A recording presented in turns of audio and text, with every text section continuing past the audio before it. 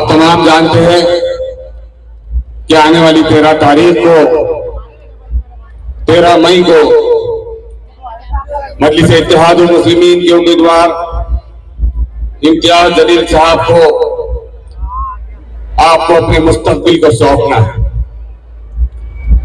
मेरे नौजवानों और बुजुर्गों, आज हम आपके दरमियान यही दरखास्त करने आए हैं कि 13 मई को, ये 13 मई लोकतंत्र में यानी जमहूरियत में एक ऐसा मजबूत और अहम दिन है कि इस दिन आपके मुस्तकबिल का और आपकी नस्लों के मुस्तकबिल का फैसला होने जा रहा है। आपको पता है कि मजलिस इत्तेहादुल मुस्लिमीन के कौमी सदर असदुद्दीन ओवैसी साहब हैदराबाद में रहते हैं, बहुत अच्छे खानवादे से ताल्लुक रखते हैं, लेकिन जरा सोचिए कि उस कायद को ऐसी क्या पड़ी कि वो मुल्क का कोना कोना आपके लिए दौड़ता है। कश्मीर से लेके कन्याकुमारी तक, महाराष्ट्र के कोने कोने तक, नारेगांव की गलियों तक, आखिर वो हमारा कायद क्यों घूमता है, क्यों तड़पता है, क्यों दर्द होता है उसको? वो इसलिए दौड़ता है, इसलिए तड़पता है कि उसे मालूम है कि आने वाले दिनों में इस मुल्क में जो हालात बनने जा रहे हैं, वो कायद चाहता है कि तुम उन हालात को लड़ने वाली कौम बनो। वो कायद चाहता है कि जिस तरीके से इस मुल्क में, इस शहर में, इस नारेगांव में जैसे दूसरी कौमों के बच्चे तालीम हासिल करते हैं, वो चाहता है कि तुम्हारे बच्चे भी तालीम हासिल करें। इस मिसरवाड़ी में दो तरह की मिसरवाड़ी बसती है, एक गरीबों की मिसरवाड़ी और एक अमीरों की मिसरवाड़ी। एक इलाके में तरक्कियातों के काम बहुत कुछ हुए हैं और एक इलाका तरक्कियाती कामों से महरूम है। जितनी कोशिश हो सकती थी हमारे कॉर्पोरेटर सुभाष वाघोले, जमील पटेल, असद चौश, जावेद जेके और इनकी पूरी टीम ने हमेशा कोशिश की कि आपके इलाके के तरक्कियाती कामों के लिए जुटाजू करते रहे। लेकिन मेरे नौजवानों और बुजुर्गों, एक बात को समझो कि इस वक्त हम आपके दरमियान जो मौजूद है वो आपके इलाके की गलियां, आपके इलाके का पानी, आपके इलाके की बिजली के लिए नहीं खड़े हैं, बल्कि हम आपके इसलिए खड़े हैं आपके सामने, इसलिए कि आपका मुस्तकबिल का फैसला करने वाली लोकतंत्र की सबसे बड़ी मंदिर, लोकतंत्र का सबसे बड़ा घर यानी लोकसभा के अंदर कोई आवाज उठा सकता है तो वो इम्तियाज जलील उठा सकता है। छोटे छोटे मसाइल तो हम हल करेंगे इंशाअल्लाह। बहुत सारे सियासी पार्टियां इस वक्त औरंगाबाद में मजलिस इत्तेहादुल मुस्लिमीन के उम्मीदवार इम्तियाज जलील को हराने के लिए आगे आए। हर कोई चाहता है कि इम्तियाज साहब हारे। आखिर क्यों? वो इसलिए मेरे नौजवानों के, इससे पहले इन्होंने कभी भी मुसलमानों की क़यादत को आपके शहर में खड़े नहीं होने दिया। यहाँ बुजुर्ग हजरात भी मौजूद है, जरा पूछना इनसे कि 2014 से पहले क्या इन्होंने कभी सोचा था कि इस शहर में मुस्लिम क़यादत खड़े होगी? कभी नहीं सोचा था। लेकिन अल्लाह का एहसान है कि 2014 में असदुद्दीन ओवैसी साहब को औरंगाबाद का ख्याल आया। उन्होंने सोचा कि ये शहर में क़यादत की जरूरत है और इम्तियाज जलील को यहाँ से मौका फराहम किया और आपकी दुआओं और आपके वोटों ने और आपके रोजों ने और आपके एहतिकाफ ने और हमारी माँ बहनों की दुआओं ने उन्हें चीज से नवाजा। जैसे जैसे वक्त गुजरता जा रहा है, ये चंद सियासी पार्टी के लोग आपके दरमियान आएंगे और आपको एक ही बात से फिर डराया जा रहा है कि हमें बीजेपी को रोकना है। आएंगे आपके पास लोग और कहेंगे कि नहीं, इस बीजेपी को रोकना है जो ट्रेन में चलते चलते जिसके दौर में गोलियां चलाई जा रही है, जिसके दौर में हिजाब खींचने की कोशिश की जा रही है। तो उन बेवकूफों से और दलालों से कहना कि पिछले 10 सालों में 2014 से लेकर 2024 तक अगर बीजेपी के तानाशाह मोदी की आंखों में आंखें डाल के बात करने वाले कोई कायदीन पैदा हुए तो असदुद्दीन ओवैसी और इम्तियाज जलील ही पैदा हुए। बताओ और कोई सियासी पार्टी, बताओ औरंगाबाद का कोई सियासी लीडर कि जिसने आपके हक की बात की और नरेंद्र मोदी की आंखों में आंखें डाल के बात की। ये छोटा इलेक्शन नहीं है, ये आपके मुस्तकबिल का फैसला करने वाला इलेक्शन है। और वो बेवकूफ आपसे कहेंगे कि बीजेपी को रोकना है, तो उनसे कह दो कि बीजेपी से रोकने वाली ताकतों में सबसे ज्यादा इत्तेहाद की बात अगर किसी ने की थी तो वो मजलिस इत्तेहाद मुस्लिमीन ने की थी। लेकिन इनको पता है कि ये असदुद्दीन ओवैसी और इम्तियाज जैसी क़यादत को बर्दाश्त नहीं करेंगे। मेरे बाद भी बहुत सारे मुकर्रिरीन यहाँ पर बोलने वाले हैं, बस मुख्तसरन अपनी बात को और मुख्तसर करता चलो और आपको जवाब देने के लिए मशवरा देता चलो।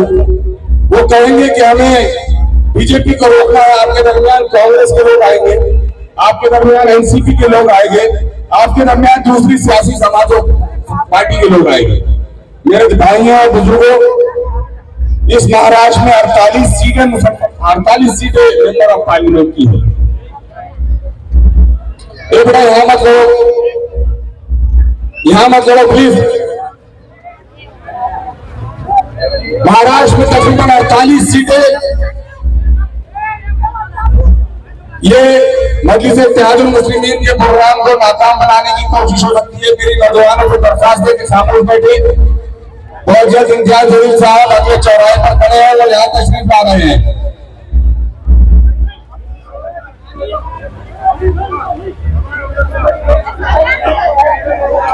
इधर आ जाओ भाई प्लीज, तशरीफ से मोहब्बत करना जानते हैं।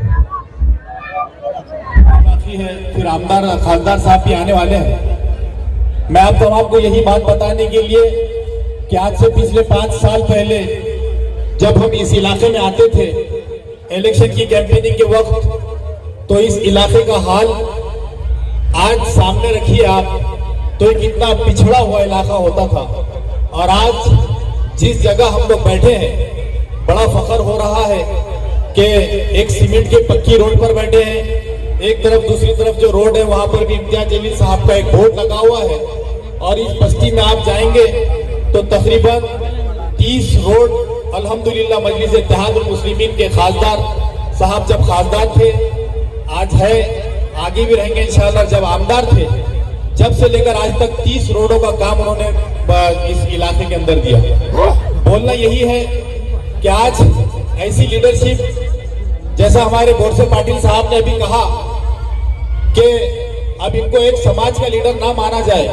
बोरसे पाटिल साहब, हम लोग ये बड़ी ईमानदारी से तमाम लोगों को बता रहे हैं कि इम्तियाज जलील साहब आज किसी एक समाज, किसी एक तबके के लीडर नहीं रहे। बड़ा फख्र होता है, जैसे उन्होंने कहा 70 साल की लेडीज जब नॉमिनेशन फॉर्म भरने जा रहे थे तो 70 से 80 साल की जो ज़ईफ औरतें थी वो पैदल चलकर अपना भड़कल गेट से लेकर कलेक्टर ऑफिस तक आए पैदल। तो मैं आप लोगों से यही गुजारिश करूंगा कि हमारी उन माओ और बहनों को शर्मिंदा ना करे, उनको शर्मिंदा ना करे, हमारा वोट जरा भी तकसीम ना होने दे। क्योंकि शहर के वो बागड़ बिल्ले जिनकी दुकानें मजलिस इत्तेहादुल मुस्लिमीन आने के बाद बंद हो चुकी है, आज उनकी गली में वो जाते हैं तो उनको देखकर कुत्ते भी भौंकते हैं, उनको पहचानते नहीं है। ऐसे लोग आज बहुत बढ़ चढ़ के बातें कर रहे हैं। बहुत सही कहा असरार साहब ने कि तुमको ऑन कैमरा कह रहा हूं मैं भी कि तुम अपनी जबानों को लगाम दो। तुम अपनी औकात से, अपनी हद से ज्यादा बढ़ रहे हो। मजलिस का जो है सबक जिस दिन फूट पड़ेगा तो उस दिन पता चलेगा कि मजलिस इत्तेहादुल मुस्लिमीन की ताकत क्या होती है। मैं ऐसे बागड़ बिल्लों को ये बताना चाहूंगा, तुमने जितनी दादागिरी की है वो हो सकता है किसी कमजोर के ऊपर की होगी, किसी गरीब के ऊपर की होगी, किसी मजलूम के ऊपर की होगी, लेकिन मजलिस उन तमाम, तुमने कहा ना परसों कि हम दादागिरी करने वालों के बाप हैं, तो हम दादागिरी करने वालों के बाप हैं, मतलब लगा लो तुम्हारे दादा होते हैं।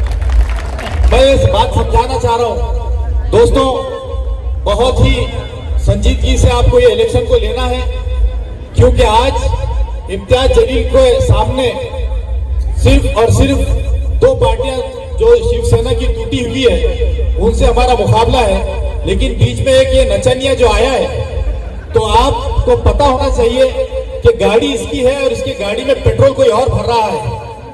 ये जो पक पक कर रहा है ना, तो इसको रिचार्ज मारा जा रहा है कि इतने का रिचार्ज मारे, आज इतना बोल तू बोल के। खैर इसका रिचार्ज भी इंशाल्लाह बहुत जल्द खत्म होगा कि उसके सारे तमाम हिसाब किताब निकलने ही वाले हैं। ये समझ रहा है कि बहुत दूध का धुला हुआ है ये।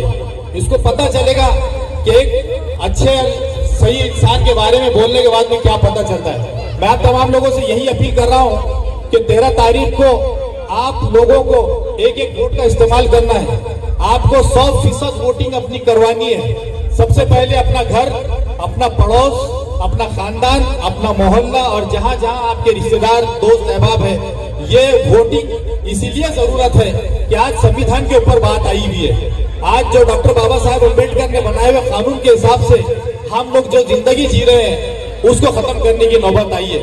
ये भाजपा सरकार अगर वापस आती है तो यकीनन सबके लिए बहुत खतरा है। हमारे उलमाए कराम भी बहुत मेहनत कर रहे हैं, बहुत उसके अंदर जुस्तजू कर रहे हैं कि संविधान को जिंदा रखा जाए। तो मैं उन लोगों से भी अपील करूंगा कि आप लोग अपना औरंगाबाद छोड़कर आप 47 सीटों के ऊपर जितनी मेहनत कर सकते होंगे तमाम के तमाम एमवीए को जिता दो, लेकिन औरंगाबाद की हद तक आप सिवाय इम्तियाज जलील के किसी को समर्थन ना दे। ये हमारी आप लोगों से रिक्वेस्ट है, गुजारिश है उलमाए किराम, क्योंकि आपने देखा होगा कि दलित समाज और मुसलमान समाज, ये तो बाबा साहब अम्बेडकर का एक बहुत बड़ा दलित समाज के ऊपर उपकार है कि आज वो रिजर्वेशन सीट्स के अंदर से जाते हैं और आज 48 सीट में से एक भी मुसलमान को नहीं दिया गया।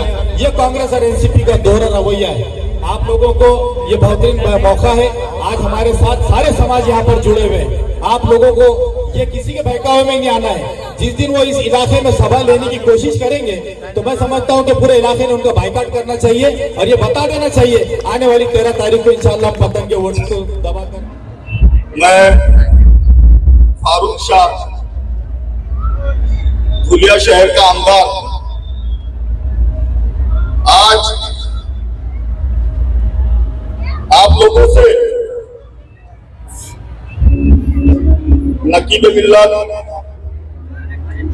बैरिस्टर असदुद्दीन साहब का एक पैगाम शेयर करने के लिए आया हूं।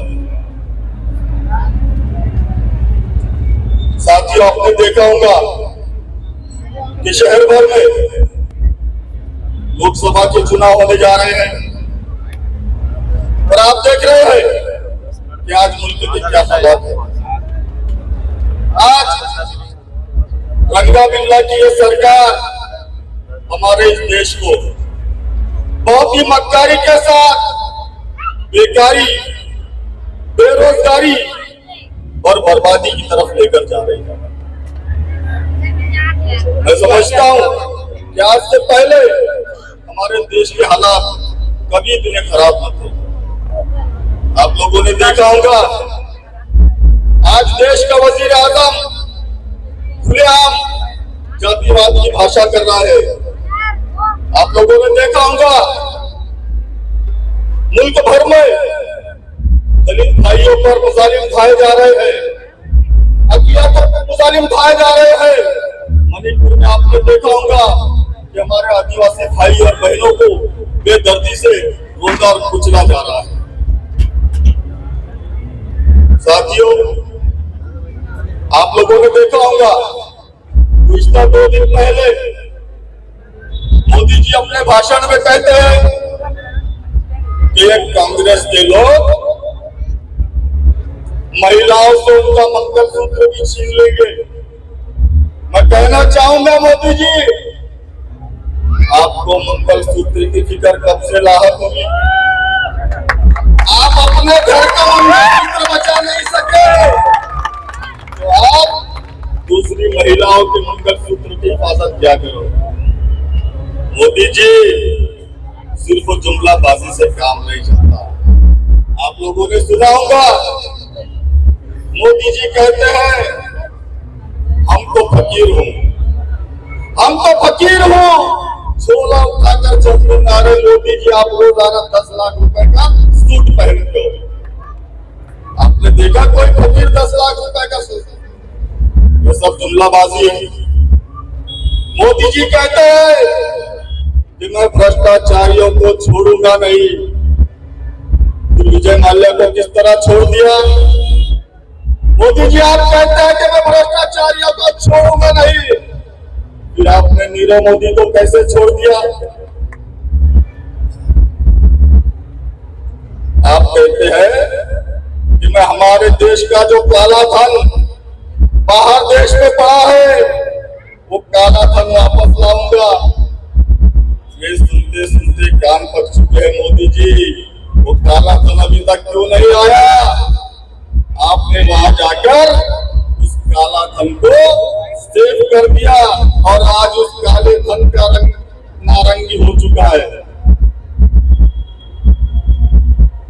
साथियों, मैं समझता हूं कि जलसे में सिर्फ मुस्लिम ही नहीं बल्कि हमारे दलित भाई भी मौजूद है, हमारे आदिवासी भाई भी मौजूद है, हमारे सिख भाई भी यहाँ पर मौजूद है। मैं आप सब लोगों को भाजपा का ये जो रंगा बिल्ला की सरकार है, इसका जो खुफिया एजेंडा है, इसके मुतालिक आप लोगों को बताना बहुत जरूरी समझता हूँ। एक शायर ने कहा है कि इनके काले राज को खोलेगा कौन, इनके काले राज को खोलेगा कौन, और अगर हम भी नहीं बोले तो फिर बोलेगा कौन। साथियों, आप लोगों से बहुत जिम्मेदारी के साथ मैं ये कहना चाहता हूँ कि अगर आप ये चाहते हैं कि आपकी शरीयत में मुदाखलत ना हो, आप लोगों को इम्तियाज जलील साहब को वोट देना होगा। वो इम्तियाज जलील जो असदुद्दीन साहब के साथ संसद में उनकी जबान पर लम्बे कहते हुए उनके कंधे से कंधा लगाकर आप लोगों के हुकूक के लिए आवाज उठाते। अगर आप चाहते हैं कि आपकी अपनी बहन बेटियों के सरों पर जो हिजाब है वो हमेशा के लिए कायम दायम रहे, तो आप लोगों को इम्तियाज जलील साहब को वोट देना पड़ेगा। अगर आप चाहते हो कि आपके बच्चों पर बेगुनाह मुकदमा दर्ज न करते हुए और उनको जेल में न डाला जाए, तो आप लोगों को इम्तियाज जलील साहब को वोट देना पड़ेगा। अगर आप चाहते हैं कि आपके घरों पर गैर कानूनी तरीके से बुलडोजरों को न चलाया जाए, तो आपको इम्तियाज जलील साहब को वोट देना पड़ेगा। साथियों, आपने देखा कि गुज़िश्ता दिनों में इस शहर में जातीय दंगल भड़काने की कोशिश बारहा की गई, लेकिन इम्तियाज जलील साहब ने न्यायिक समझदारी का सबूत देते हुए बहुत सूझबूझ के साथ हमारे शहर के अमन अमन को कायम रखा और बरकरार रखा।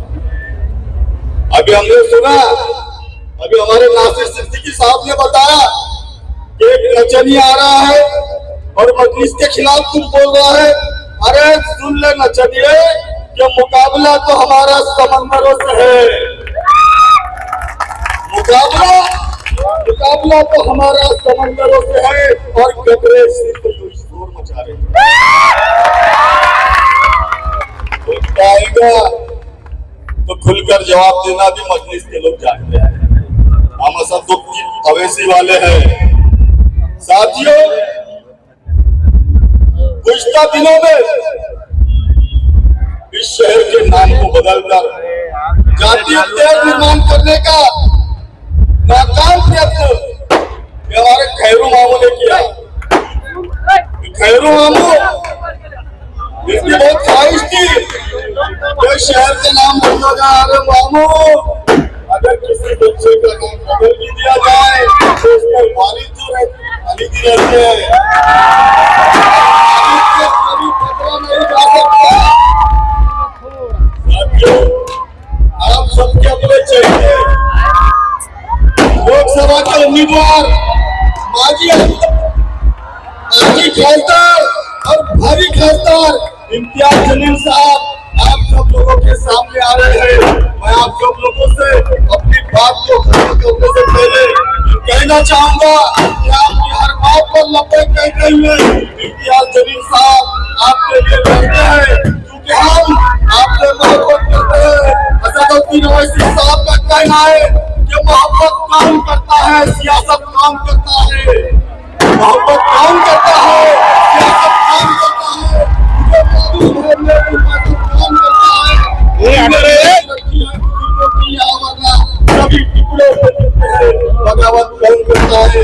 अपनी बात को खत्म करने से पहले आप लोगों से आज और इनके सारी के साथ गुजारिश करना चाहूंगा कि आइंदा 13 अप्रैल को आप लोग 13 मई को आप लोग किसी भी तरह की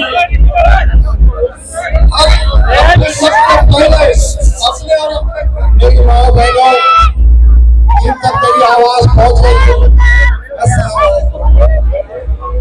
मैं जानता हूँ आप इम्तियाज जलील साहब को सुनने के लिए बेचैन है। मैं चंद ही मिनटों में अपनी बात को खत्म करना चाहता था। अजीजा ने गिरामी 13 मई को जो इंतखाबात में आपको वोट देना है, मेंबर ऑफ पार्लियामेंट का इंतखाब है। पार्लियामेंट जो महापंचायत है जो कौन बना जी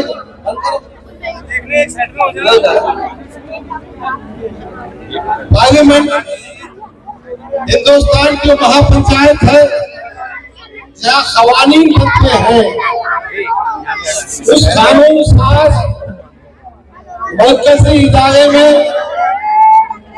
हमारी नुमाइंदगी होना चाहिए, नहीं होना चाहिए। आज जो संविधान की बात की जा रही है, ये संविधान में तरतूब करने का, दुरुस्ती करने का, बदलने का इख्तियार पार्लियामेंट के पास है। ये इंतखाबात की बहुत अहमियत है। भारतीय जनता पार्टी और उनकी जमातें आरएसएस जो उनके साथी है, उनका एजेंडा है कि भारत के संविधान को तो डॉक्टर बाबा साहब अम्बेडकर एक खूबसूरत शक्ल बनाया, तमाम शहरियों को हुकूक दिए, उसमें तब्दीली करना चाहिए। इसलिए ये आने वाले इंतखाबात हिंदुस्तान की तारीख का एक अहम बात है। मुझे पूरी उम्मीद है कि इस नाजुक मौके पर हमारे बिरादरान वतन, बिला लिहाज मजहब और मिल्लत, हमारे बिरादरान इस्लाम, बिला रहस मसलक और अक़ीदे के एक मंसूबे के तहत मजलिस की उम्मीदवार को कामयाब करें। देखो, ये पार्लियामेंट का इंतखाब वो नगर परिषद का पंचायत का चुनाव नहीं है। कैसे कैसे ऐसे वैसे कोई भी खड़ा हो, अच्छा वो चुन के आने के वास्ते नहीं है, वो आपके कायद को, आपकी क़ियादत को, बैरिस्टर के अज़ाम को कमजोर करने के मैदान में आज पार्लियामेंट में जब मुसलमानों का मसला उठता है, का हो, सीटमगे का हो, एनआरसी का हो, या आपकी इबादत का हो, कौन है वो शख्स 23 मेंबर ऑफ पार्लियामेंट होने के बावजूद अगर किसकी आवाज उठी थी असदुद्दीन अवैसी और इम्तियाज जलील, क्या आप नहीं चाहते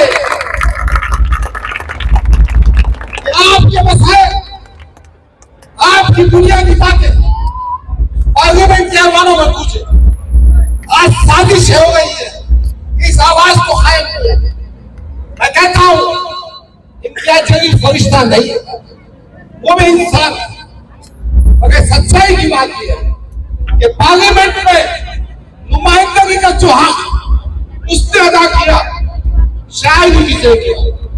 यकीनन बैरिस्टर असदुद्दीन अवैसी की सरपरस्ती, असदुद्दीन अवैसी की सरपरस्ती में बेहतरीन काम अंजाम दिया। अजीजा ने गिरामी, किसी के बहकावे मत आए। जब सीट वगैरह की बात चल रही थी, उस वक्त जब 370 की बात चल रही थी, ये जो संविधान बचाने के बाद महाविकास अघाड़ी आई है, कहा छटवा लेते। ये उद्धव ठाकरे की शिवसेना ने 370 को समर्थन किया, सीट वगैरह को समर्थन किया। अब लोग क्या होगा इनको, आप भी पक्षी हो, इनको रात मारो, इनको ठोका मारो, झूठे सिचुएशन की बात करके अब इनकी खटिया खड़ी होगी बोले हमारे पास सीडी, ईडी, सीबीआई उसके शिकंजे में फंसने की वजह से अब आप सेकुलरिज्म की तरफ आ गए और क्या किया है साहब। कौन राहुल गांधी है? बाबरी मस्जिद की तारीख होने वाला कौन? मुसलमानों की इबादत गांवों को खाने के काम करने वाला कौन? राहुल गांधी, कांग्रेस पार्टी, इन्होंने क्या इंसाफ किया? अरे सेक्शन कमेटी की report, Raghunath Mishra commission report, Mahmood Rahman committee कहती है इस देश में मुसलमानों की हालत तभी तो आदिवासियों से पीछे। आज अल्हम्दुलिल्लाह एक क़ियादत औरंगाबाद सूरत तैयार हुई है, सिर्फ आपकी नुमाइंदगी करती है और दूसरे समाजों को लेकर शहर में अमन कायम करके आपकी नुमाइंदगी क्या जरूरी जहां आपके हुकूक के लिए बैठा वही आदर्श का काम इस तरह अहम मसलों पर हमारे प्रधानमंत्री ने वतन को साथ रखा। अरे हिंदुस्तान की खूबसूरती क्या, यहाँ मुख्तलिफ मसाइल की रोक नहीं, बाबा साहब की घटना में सबको मसाइल। एक मेंबर ऑफ पार्लियामेंट का टर्म जो है वो 5 साल का होता है, मुझे सिर्फ 3 ही साल मिले क्योंकि 2019 के अंदर जैसे ही मैं चुनकर आया 2020 और 21 के अंदर कोरोना की वजह से सारी दुनिया लॉकडाउन के अंदर चली गई, पार्लियामेंट पूरी तरह से बंद हो गया, हमारा शहर हमारा जिला भी पूरी तरह से बंद हो गया। इसका सबसे बड़ा खामियाजा और नुकसान क्या उठाना पड़ा, तो 2 साल के लिए 1 रुपये का फंड भी नहीं दिया गया। मोदी साहब ने कहा कि 1 रुपया भी तुम्हें 2 साल के लिए नहीं दिया जाएगा क्योंकि ये पैसा हम कोरोना के ऊपर खर्च कर रहे, झूठ बोल रहे थे मोदी साहब। ये पैसा जो आपकी गलियों के अंदर, आपके मोहल्लों में और आपके बस्तियों के अंदर खर्च होना था, वो पैसे से उन्होंने एक नई पार्लियामेंट बिल्डिंग बनाई। वो पार्लियामेंट बिल्डिंग इसलिए बनाई ताकि उनके एमपीज बड़े आसानी के साथ, बड़े आराम के साथ वहां पर सोफे के ऊपर एयर कंडीशन के अंदर वहां पर बैठ सके। लेकिन 3 सालों के अंदर अल्हम्दुलिल्लाह जितने भी मौके मिले, आज औरंगाबाद का शायद ही कोई इलाका होगा जहां पर आपको इम्तियाज जलील का बोर्ड नजर नहीं आएगा। अल्हम्दुलिल्लाह जितने इलाके हैं उन सभी इलाकों के अंदर कहीं पर आपको 5 बोर्ड, कहीं पर 10 बोर्ड, लेकिन बोर्ड जरूर नजर आएगा जो इस बात की गवाही देता है कि जितने काम हम कर सकते थे उतने करें। बहुत सारे लोगों की नाराजगी होती है कि मेरी गली का काम क्यों नहीं हुआ है करके। लोगों ने 20-20 साल लगा दिए यहाँ पर सियासत करते हुए, उन्होंने कितना काम किया और अल्हम्दुलिल्लाह आपका बेटा, आपका दोस्त, आपका भाई पिछले 3 सालों के अंदर क्या काम किया है यह आप बखूबी जानते हैं। आज नाइंसाफी की कहीं पर भी कोई घटना होती है, किसी के ऊपर जुल्म होता है, किसी के ऊपर ज्यादती होती है, तो वो किसी बड़े दूसरे नेता के पास नहीं जाता है, वो हमारे पास आता है क्योंकि उसे मालूम है कि यहाँ पर इंसाफ की लड़ाई लड़ी जाती है। मेरे भाइयों, ये वक्त ऐसा है कि जहां बड़ी जिम्मेदारी के साथ हमें आगे बढ़ना है। 13 मई ये मेरी और आपकी जिंदगी का बहुत अहम दिन है। वो इसलिए अहम दिन है कि 13 मई के दिन हुकूमत किसकी बनने वाली है इसका फैसला लिया जाना है। और आज बहुत सारे लोग खुलेआम ये कह रहे हैं कि अगर 2024 के अंदर नरेंद्र मोदी की हुकूमत आ जाती है तो सबसे पहला काम वो इस मुल्क के संविधान को बदलना चाहते हैं। दलित समाज की यह जिम्मेदारी है, उनका एक एक वोट संविधान को बचाने के लिए होना चाहिए। उन्होंने साफ कर दिया है 2024 में अगर मोदी दोबारा सत्ता के अंदर बैठते हैं तो दो कौमों को सबसे ज्यादा निशाना बनाया जाएगा, एक तो मुसलमानों को और दूसरा दलित समाज के हमारे भाइयों को। यूसीसी के नाम के ऊपर ऐसे कानून लाने की कोशिश की जा रही है। यूनिफॉर्म सिविल कोड का मतलब यह है कि सड़क के ऊपर चलते वक्त तुम अपनी मजहबी शिनाख्त नहीं दिखा सकते हैं। वो आपसे ये कहेंगे कि तुम जाओ अपने मस्जिदों के अंदर टोपी पहनो, आपके सर से टोपी निकालने की उनकी साजिश यूनिफॉर्म सिविल कोड के जरिए है। कर्नाटक के एक छोटे से शहर के अंदर एक बच्ची जब नकाब पहनकर बुर्का पहनकर अपने कॉलेज जाती है तो एक पूरा का पूरा उत्तर प्रदेश का इलेक्शन इसी मुद्दे के ऊपर लड़ा जाता है कि बच्चियों ने स्कूल जाते वक्त हिजाब पहनेंगे, नकाब पहनेंगे, बुर्का पहनेंगे या नहीं।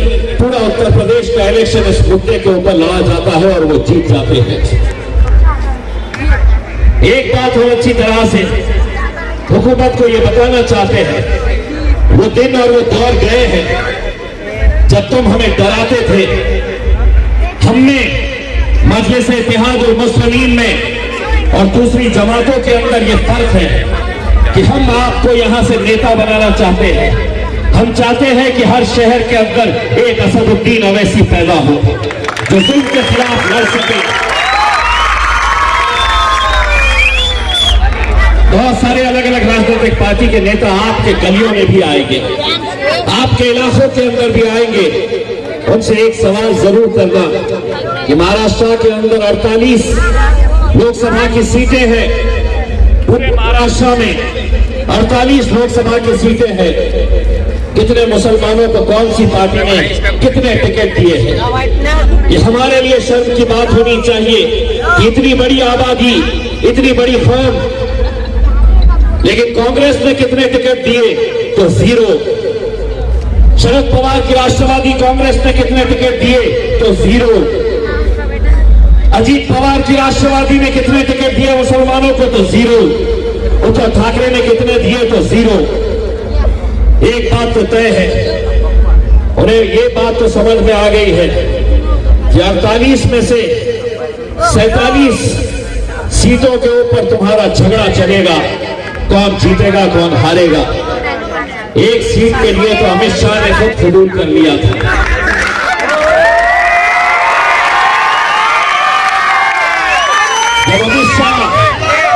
जब अमित शाह यहाँ के सांस्कृतिक मंडल के ऊपर आए और उनका भाषण आपने सुना होगा, उन्होंने अपने भाषण के अंदर कहा कि दिल्ली में मुझसे पूछते हैं कि यहाँ का सांसद कौन है। उन्होंने अपने लोगों से कहा कि इस एमआईएम को यहाँ से उखाड़कर फेंकना है, यहाँ से कमल खिलाना है और कमल को दिल्ली तक भिजाना है। उनका भाषण खत्म होने के बाद उन्हें पुलिस के वरिष्ठ अधिकारियों ने कान में अमित शाह के बोल दिया कि साहब पूरे हिंदुस्तान में आपको जो करना है कर लो, यहाँ की सीट आप हिला नहीं सकेंगे, यहाँ पे कांग्रेस को हरा नहीं सकेंगे। उसके भी समझ में आ, दिल्ली गया और जाकर अपने गले की जो हड्डी थी कि मैं यहाँ से इलेक्शन लड़ूंगा, यहाँ से कमल खिलाऊंगा, उसने एकनाथ शिंदे को बुलाया, इधर मेरा तो कुछ यहाँ होने वाला नहीं है, तेरे गले में मैं घंटी बांध देता हूँ। और नतीजा ये हुआ